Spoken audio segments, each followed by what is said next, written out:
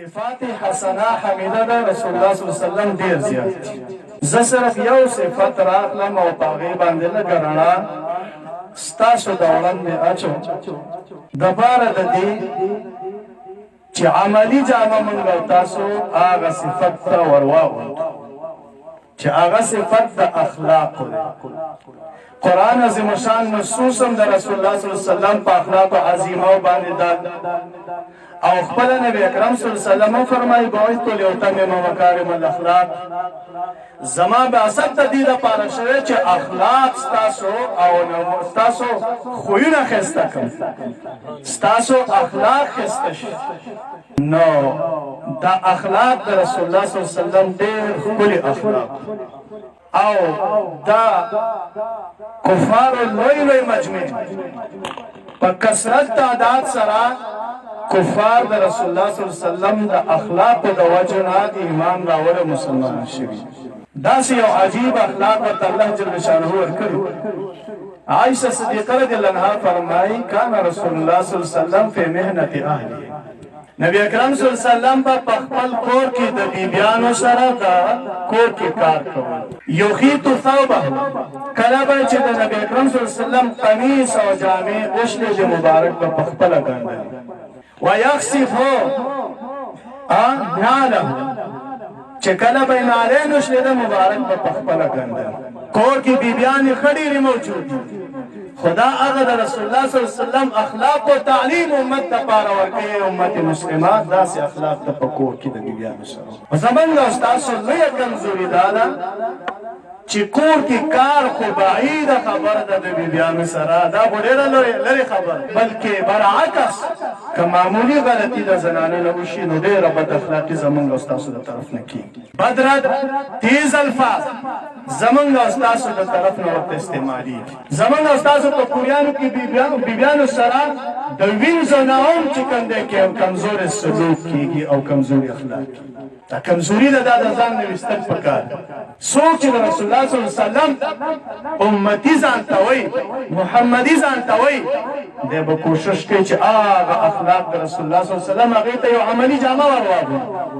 په ګاونډ کې، معاشره کې، معامله کې او په کور کې نوکر سره، بادار سره، مولا سره او مشرانو سره، کشرانو سره هغه اخلاق چې د رسول الله صلی الله علیه وسلم هغه دی. نبی اکرم صلی الله علیه وسلم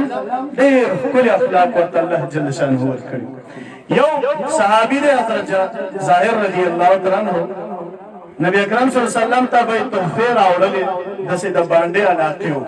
یو ورځ په بازار کې سودا خرڅوي، د دواړو جهانو سردار مبارک راځي، د شاته نه سترګې ورباندې داسې پټوي. دا هغه خوش اخلاقي و، دا هغه خوش طبیعتي د نبی اکرم صلی الله علیه وسلم او هغه یو اواز کې من هو څوک یې؟ نبی اکرم صلی الله علیه وسلم ځان خاموش کړی او بیا هغه د دې ګوتو په دې ګوټ کې داسې ګوري چې د دواړو جهانو سردار مبارک دی، دا خپله ښې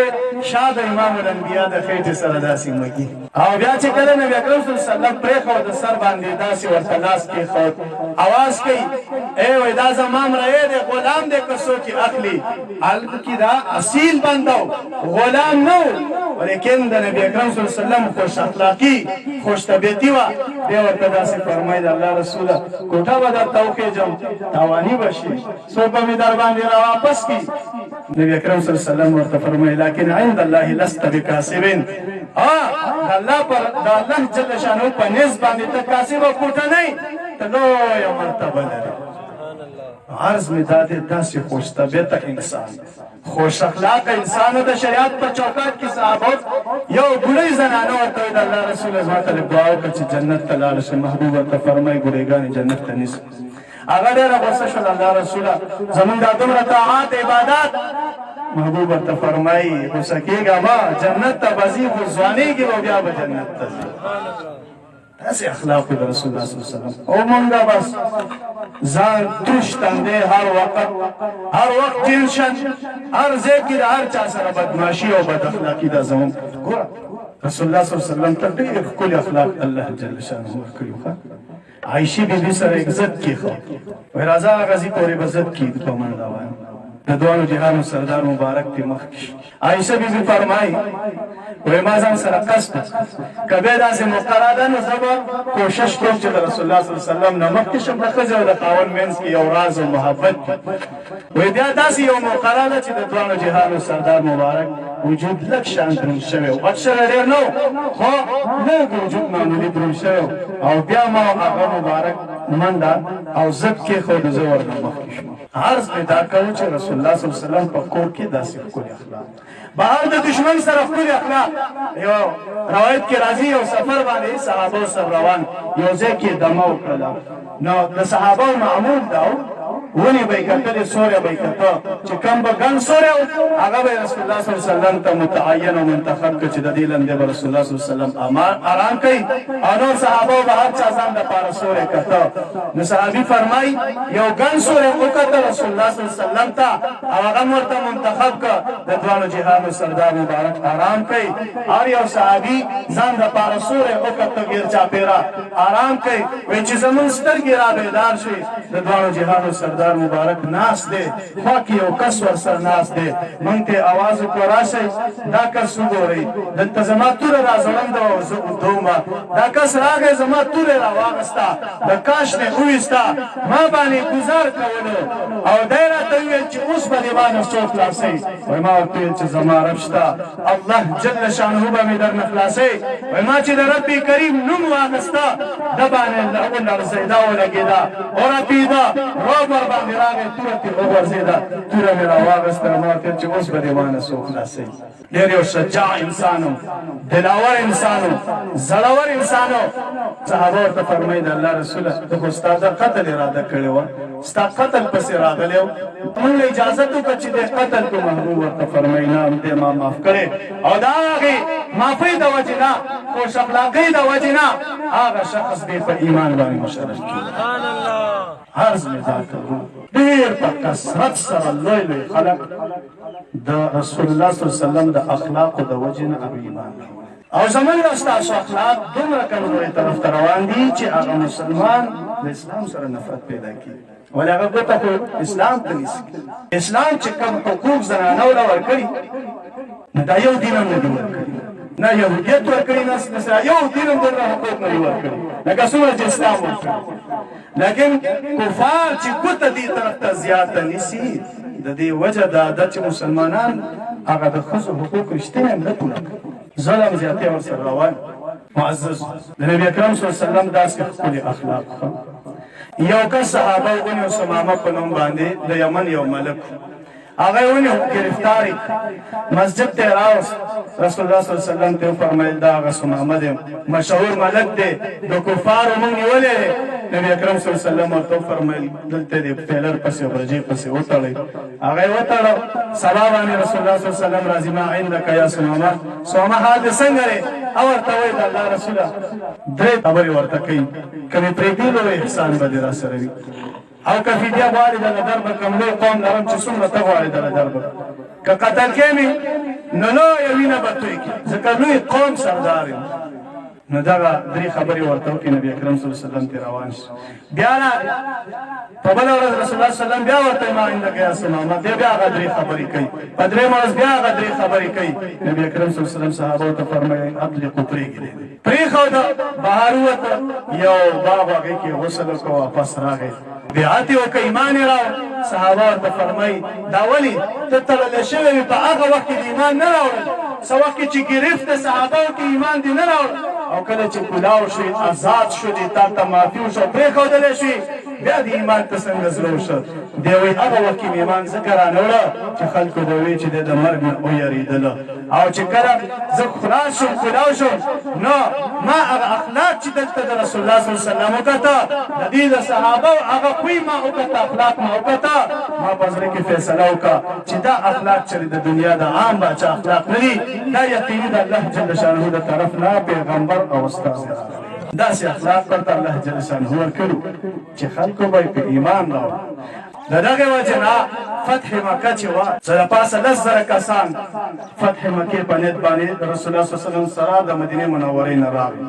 او چې کله مکې معظمې ته نږدې شول نو د مکې معظمې خلک خبر شو هغه زنانه بیبیانې واقعه بیانوي موږ سره د خپل ځان یار شو چې موږ خو دې قوم سره ډېر ظلم کړی دلته نه موږ په هجرت دا چې کوم دی مجبوره کړي کورونه ځمکې مو ترې نیولې بیا مو ورسره احد کې بدر کې خندق کې مقابلې شوې اوس که دا خلک په موږ غالب شي نو موږ سره به څومره ظلم کوي څومره زیاتې او یا زموږ زنانه او حیا عزت پکې لوټ نه شي موږ سره د خپل ځان او د لوټګانو غم شي رسول الله صلی الله علیه وسلم چې راغی عفو اعلان چا چې چا ځان پسې دروازه بنده کړه هغه ته عفو څوک چې مسجد حرام ته راغله هغه ته عفو وای ماشومان هم ولې تاسو لار شي وګورئ چې هغه خلکو حمله نه ده راوړې که څنګه مسلمانان هغې چې لاړه واپس راغله ویې چې مسلمانان د حرم شریف د کعبې نه لګې دي ګیر چاپېر طواف کوي تورې کېښودلې دي او ګیر چاپېر طواف کوي او زنانه چې په مخه ورځي سر ورنښکته کوي زنانو ته مخامخ ګوري هغه خوش اخلاقۍ د وجې نه د عامې عفې د وجې نه ټول د مکې معظمې خلکو تر دې چې عکرمه بن ابي جهل او د ابوجهل کورنۍ پکې ایمان راوړي دا هغه خوش اخلاقي د رسول الله صلی الله علیه وسلم عرض مې دا دی معزز داسې اخلاق ځان کې پیدا کړي داسې اخلاق ځان کې پیدا کړي چې څوک درنه په دې مخلوقاتو کې ګورې خفه نه مخلوق کې کوشش کوئ چې څوک درنه خفه نه شي په ګاونډ کې معاشره کې په معاملاتو کې او د دې د وجې نه چې دغه ستاسو څومره حقوق الله د الله جل شانه حقوق دي هغه درته معافي کولی شي حقوق العباد نه معافي په دې کې کوشش کوئ چې څوک درنه خفه نه شي د بد اخلاقۍ د وجې او بیا د دې سره سره کور کې کوشش کوئ بد اخلاقي نه ځان وساتئ خوش اخلاقي ښکلی خوی ښکلی ژوند ښکلی معاشره کې او دغه رنګ د خپل ماشومانو ته یو ښکلې تربیه ورکړي د رسول الله صلی الله علیه وسلم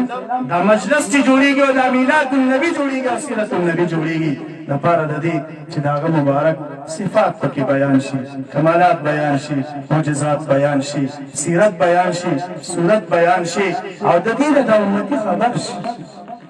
ګوره که در هر ځای کې مونږ په دې باندې د بدعت ټاپه ولګو نو بیا په ځای باندې دا زمونږ اصل معاشرې خرابي نوجوانان ډېر یو کمزورۍ طرف ته روان ډېرو ته پکې دا پته نه لګي چې زمونږ محبوب علیه صلات وسلام کوم ځای کې پیدایش شوی د هغه عمر څومره و د هغه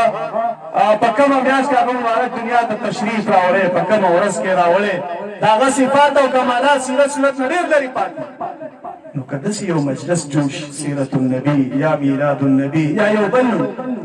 او باغی کې د رسول الله صلی الله علیه وسلم هغه سیرت بیان شي صورت بیان شي اخلاق بیان شي کردار بیان شي او د رسول الله صلی الله علیه وسلم صفات بیان شي د ناتوانۍ په طرز کې دا به امت مسلمه لپاره یو ښه ترغیب د نوي نسل لپاره هغې ته به یو تعلیم حاصل شي هغې به په دې باندې پوه شي دا د عشق او د محبت معامله ده دې کې اعتراض تم سخت ضرورت نشته او دې کې دلیل تم ضرورت نشته خو چې چا کې عشق وي او محبت وي کتابونه دې بسیار لیکلي شوي ډېر زیات او مخکې دا نه چې اوسني عربي کتابونه په سوونو کاله وړاندې د محدثینو او د فقها او مفسرینو شته دی لوی لوی تصانیف او کتابونه ورباندې لیکلي زه وایم چې دا د عشق او د محبت معامله دې کې دلیل تم ډېر ضرورت نشته او چې د منکراتو نه خالي وي لکه زموږ ستاسو دا مجالس دا ټول د منکراتو نه الحمدلله څه شي دي خالي اوس که یو ځای کې د قرآن عظیم الشان دستاربندي کې هلته خلک را جمع کېږي همدغسې محفل هغه جایز وي او چا باندې چې دا قرآن نازل شوی د هغه په یاد کې محفل کېږي ناجایز وي بدعت وي دا اوس څومره یو نااشنا خبره وي عرض مې دا دی چې دا د رسول الله صلی الله علیه وسلم په یاد کې جوړ محفل او نبی اکرم صلی الله علیه وسلم ته الله جل شانه ډېر ښکلي اخلاق ورکړي ډېر په تمام انسانیت کې داسې اخلاق د بل چا نه لکه څنګه اخلاق چې د رسول الله صلی الله علیه وسلم دغه رنګې د هغې صحابه چې وکتلی شي د هغوی صحابه ته چې دا دومره لوی لوی فتوحات الله جل شانه ورکړه او د اسلامي د دنیا ګوټ ګوټ ته ورساوه د دې غټه وجه دا وه چې دی د رسول الله صلی الله علیه وسلم اخلاق کردار هر څه ادا خپله کړې وه او عملي جامه یې وراوستلې وه د عمر فاروق صاحب زمانه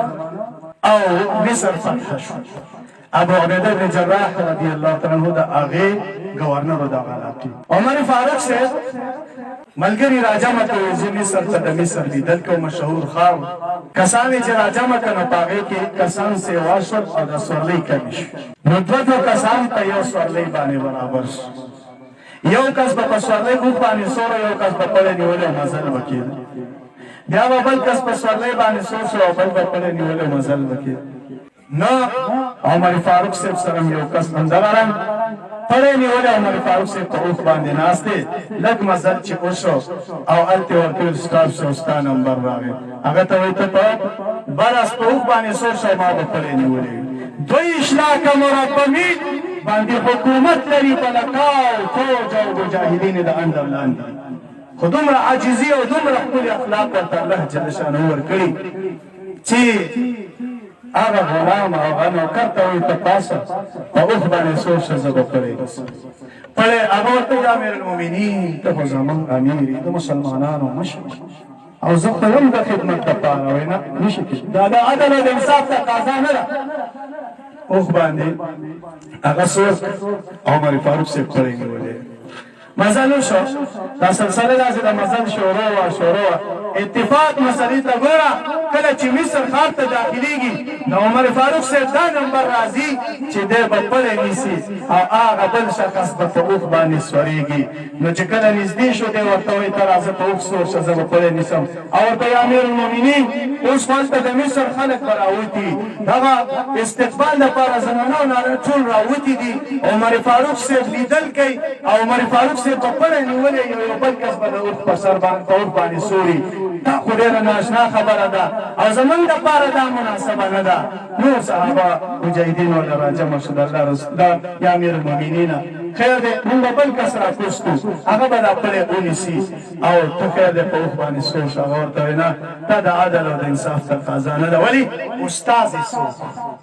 چا سره چې سبق ویلی و چا سره چې ناسته شوې وه چا سره چې مجلس شوی و چا سره چې قربت او صحبت شوی و د هغې ثمره دا وه نتیجه دا وه چې هغه کمال دلته منتقل شوی و او دومره ښکلي اخلاق هغه اخلاقو د رسول الله صلی الله علیه وسلم ته عملي جامه ور اغوستې وه او ویل چې دا هېڅ چېرې نشي کېدلی پړی د لاسه نیولی او هغه بل شخص په اوښ باندې سور استقبال ته ډېر خلک ولاړ دي د یهودو کتابونه په لاس کې دي ولې د هغې په کتابونو کې هم د صدیق اکبر صاحب د عمر فاروق صاحب د رسول الله صلی الله علیه وسلم سیرت موجود کتاب ته ګوري اوښ باندې سور کس ته ګوري وایي دا خو بدل شخص هغه نه دی چې کوم زموږ په کتاب کې د عمر فاروق صاحب کوم سیرت بیان شوی خو دا نه دی چې اوښ باندې کوم سور دی هغې ته وایي دا هغه امیر المؤمنین نشي کېدلی او دا عمر فاروق نه دی کوم چې د رسول الله صلی الله علیه وسلم هغه نږدې او خلفای راشدینو نه هغه دویم یار او دوست دی هغې ورته وایي دا یقیني خبره ده چې اوښ باندې کوم سور دی هغه نه دی او دا چا چې اوښ د پړی نیولی دغه شخص عمر فاروق صاحب دی هغې چې کله بیا کتاب کې وکتل سیرت ته وکتل او بیا ده ته وکتل چې واقعي دا عمر فاروق صاحب دی چې کوم زموږ په کتاب کې سیرت موجود دی او دا د عاجزۍ د هغه یو دلیل زموږ په کتاب کې موجود دی سبحان الله نو عرض مې دا کوم عزیز چې داسې اخلاق د رسول الله صلی الله علیه وسلم چې څنګه اخلاقو صحابه او هغې ته عملي جامه ورغوستل داسې اخلاق د صحابه ښکلي کوشش وکړئ چې د رسول الله صلی الله علیه وسلم د اخلاق په یو عملي جامه ور واغوندئ عام معاشره کې کور کې خپلوانو سره رشته دارانو سره بد اخلاقي نه ځان وساتئ دغه یو صفت د رسول الله صلی الله علیه وسلم د کم علمۍ د وجې نه او د ټیم د کم وخت د وجې نه ما یو څو خبرې د دې مناسبت تاسو ته عرض کړي زیاتې کمې شي رب کریم دې راته عفو وکړي